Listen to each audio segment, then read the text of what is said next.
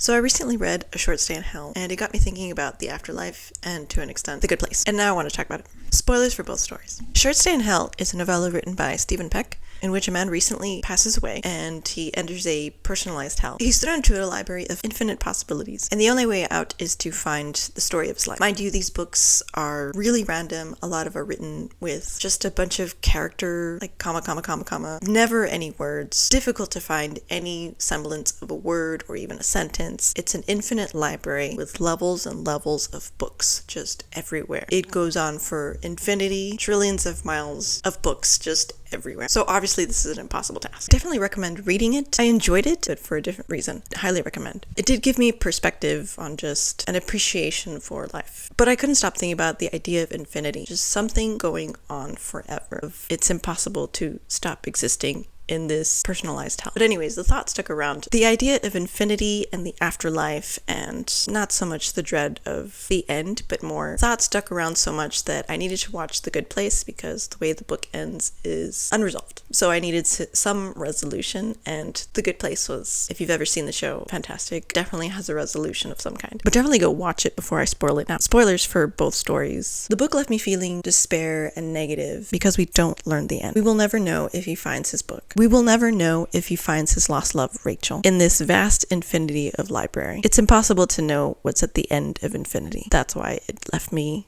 in a certain mood, and why I needed to watch The Good Place. Some eye bleach resolution, if you will. The Good Place explores the afterlife and the idea of infinity, but in a more cheerful way, so obviously it was kind of eye bleach for the soul.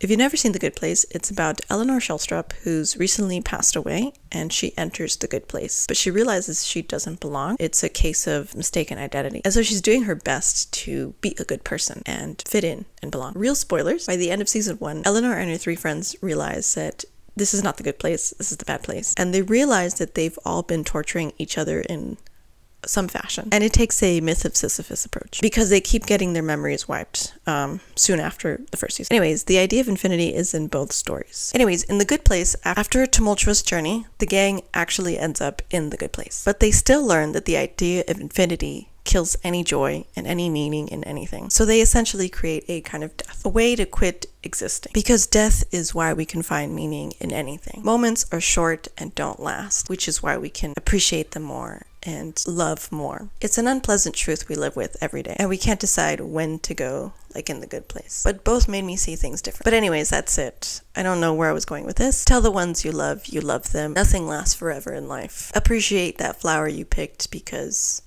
it will blossom and bloom and will be gone. And I recommend you read A Short Stay in Hell, or at least watch The Good Place with different eyes. And now I will enjoy the sun because it's sunny outside and I want to go outside. Summer doesn't last forever. Anyways, that's it. Thanks for watching.